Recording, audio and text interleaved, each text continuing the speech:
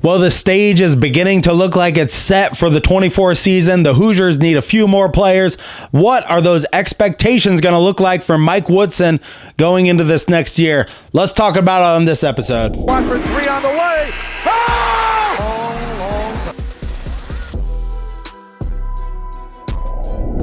Hello, guys, and thank you so much for joining me on this episode of Indiana Sports Connection. I am your residential anchor, Aaron. Thank you so much for being here. Thank you so much for being part of this Indiana Hoosiers and Colts community on here. We got a big show coming up for you today. We hit 900 subscribers, so I will reveal the winner of the home field apparel. And then we have another big giveaway coming up at 1,000 subscribers. I can't thank you all enough for subscribing to the channel and all of that. But today we're going to talk about the expectations for IU going forward for this next year. What kind of high watermark is Mike Woodson going to have to hit? What are we going to have to see out of this team? And what does team really mean? What do you have to get guys to do to really build a good team? We're going to talk about all that and more on this episode. But first, if this is your first time here, hit that subscribe button down below. I am your residential anchor, Aaron. There are a lot of giveaways on this channel. Thank you so much for being here. Hit that thumbs up button if you love the Hoosiers, or if you hate bald guys, or if you just hate monkeys that write scripts. Hit that thumbs up button, because you know what? This is the hardest working show on all of YouTube. And thank you so much for all of you who are watching this show every day, that watch all the videos and comment down below. We have a lot to talk about today, and I will reveal the home field winner here in just a little bit. But now that we got all that out of the way, let's get into talking about the Indiana Hoosiers. All right, so pretty much the stage is set. I've read a few articles on the Hoosiers, where their rankings are. So, I mean, when the season ended last year, we had a lot of concerns that everybody was going to leave IU and that we were going to be down and out and it was just going to go into shambles. And they've practically cleaned that up completely. But in the process of doing all of that, what comes with that? All these great players coming in, high expectations. Higher expectations. So this season is just going to be a really tough. I mean, this is going to be something unlike Mike Woodson has ever embarked on before, because I mean, I see the Hoosiers ranking being right there around 14 or 16, depending on what places you look at. But that's something that's never really happened for Mike Woodson. The first two teams with the Trace Jackson Davis teams, his first 2 years here, I mean, those teams weren't ranked at the beginning of the season. And I can be wrong, but I mean, they got into maybe being ranked 23 or in around 17, I believe.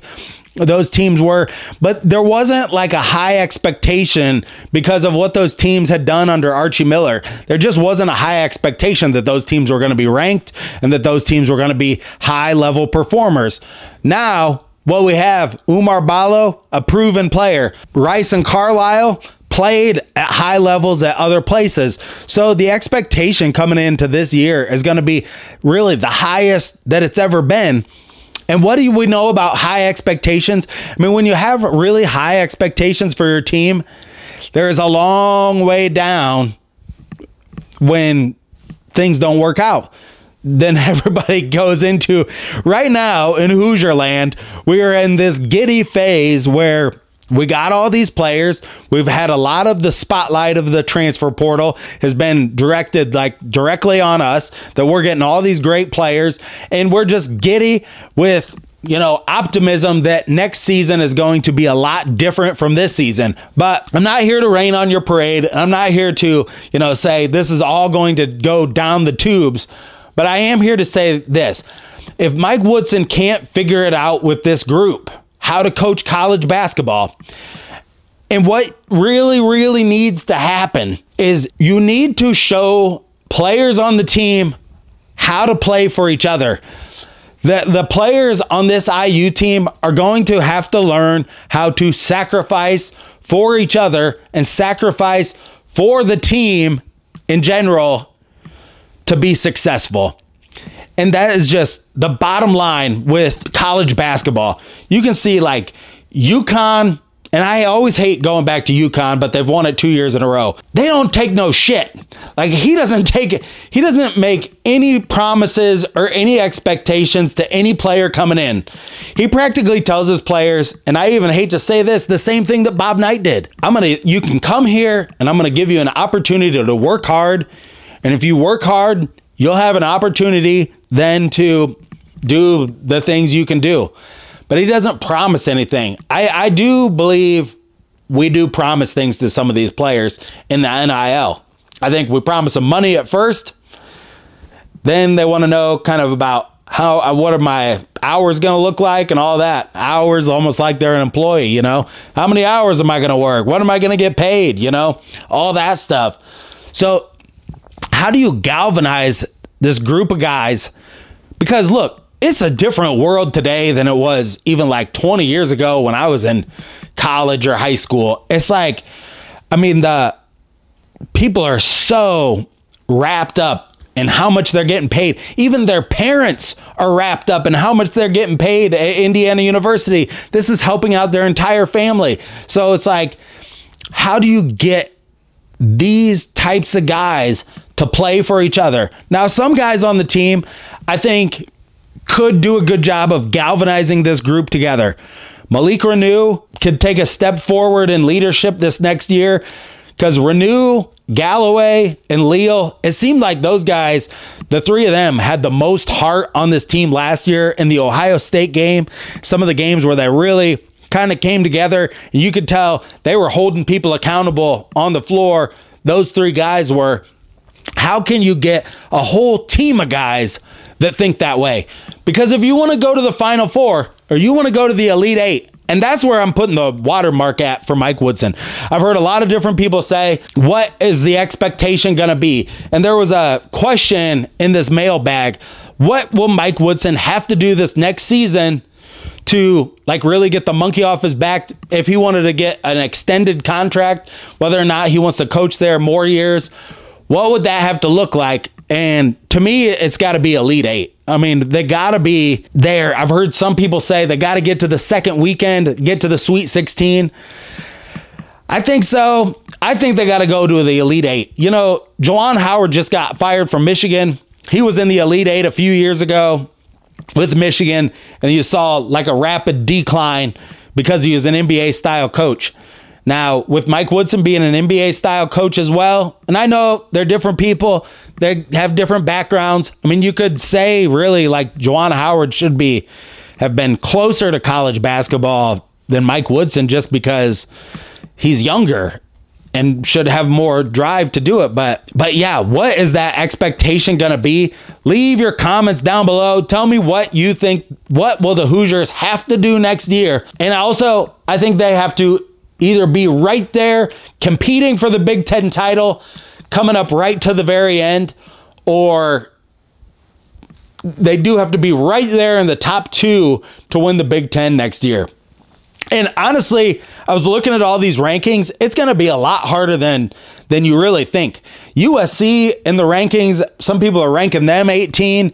USC, Oregon is ranked pretty high, and they're coming into the Big Ten next year. Rutgers is being ranked in the top 25, and Ohio State's being ranked in the top 25 in these far too early predictions. So, like, we're sitting here just, you know, and I do this too, just zero in on Indiana. And when I look at a bunch of these other teams, like the players they have coming in, and then I think they have better coaches than Indiana until I'm proven wrong. Like, if Mike Woodson proves me wrong, I will print out this show and eat it on the air if Mike Woodson proves me wrong. I guess my point is, all the other teams are getting transfers.